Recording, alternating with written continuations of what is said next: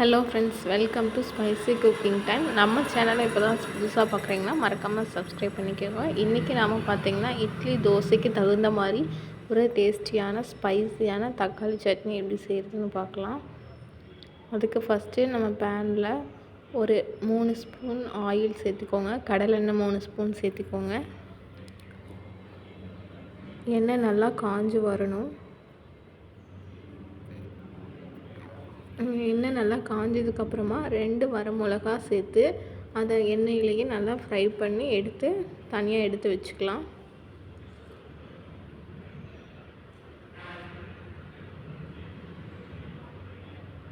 வரமிளகா கருகிடாமல் நல்லா வறுக்கணும். கருகுச்சு அப்படின்னா அந்த நம்ம அரைக்கும் போது அந்த கருகின ஸ்மெல் அடிக்கும். கருகாமல் நல்லா வறுத்து எடுத்து வச்சுக்கலாம். தனி பிளேட்டில் எடுத்து வச்சுட்டு இது கூட இப்போது அதே எண்ணெயில் 1 கப் சின்ன வெங்காயம் சேர்த்துக்கலாம்.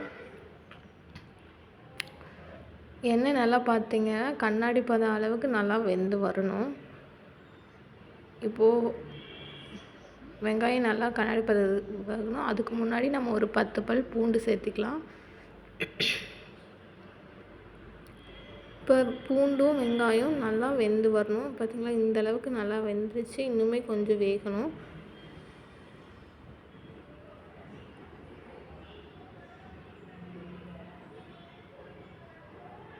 இந்த அளவுக்கு நல்லா வெந்ததுக்கப்புறமா நான் ஒரு தக்காளி கட் பண்ணி வச்சுருக்கேன். ஒரு 3 தக்காளி, மீடியம் சைஸ் தக்காளி 3 தக்காளி நல்லா வெங்காயத்துக்கூடயே போட்டு இது கூட கொஞ்சம் வேகிறதுக்கு நாம் உப்பு சேர்த்துக்கலாம். உப்பு சேர்த்துட்டோன்னா சீக்கிரமாக வெந்துடும்.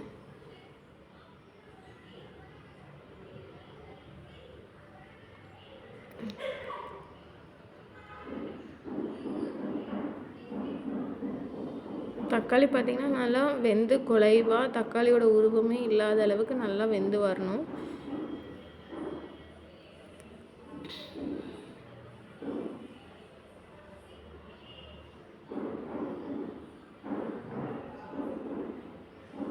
பார்த்திங்களா, தக்காளியெல்லாம் நல்லா ஜூஸியாக வெந்து வெளியே வந்துடுச்சு. இது எல்லாமே தண்ணியெல்லாம் சுண்டுற அளவுக்கு நம்ம வேக வச்சுக்கலாம்.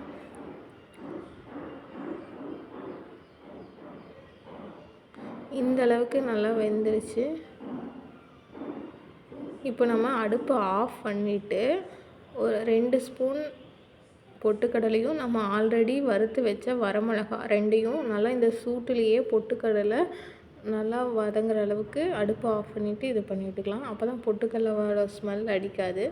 நம்ம அடுப்பு ஆனில் இருக்கணும்னு இல்லை, ஆஃப் பண்ணிக்கலாம். ஆஃப் பண்ணிவிட்டு நல்லா வதக்கி விட்டுறணும். வதக்கி விட்டுட்டு நல்லா ஆற வச்சு அப்புறம் மிக்சியில் அரைக்கணும். நம்ம சூடாக இருக்கும் போதே பொட்டுக்கடலையோடு சேர்த்து அரைச்சோன்னா பொட்டுக்கடலை ஸ்மெல் வரும். நல்லா ஆறுனதுக்கப்புறம் இந்த அளவுக்கு நல்லா அரைச்சி எடுத்துகிட்டு நம்ம பேனில் மாற்றிட்டு உங்களுக்கு எந்த அளவுக்கு தண்ணி வேணுமோ அந்தளவுக்கு சேர்த்துக்கலாம். நான் ஓரளவுக்கு கெட்டியாக தான் வச்சுருக்கேன்.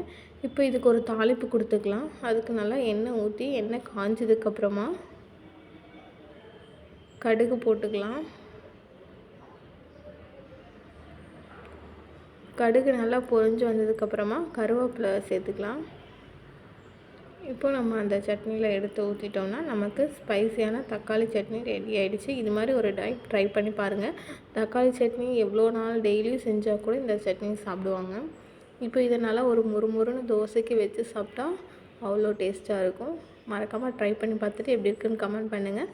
நம்ம ஸ்பைசி குக்கிங் டைம் சேனலை சப்ஸ்கிரைப் பண்ணாதவங்க சப்ஸ்கிரைப் பண்ணி வச்சுக்கோங்க. பெல் ஐக்கானையும் கிளிக் பண்ணி வச்சுக்கோங்க.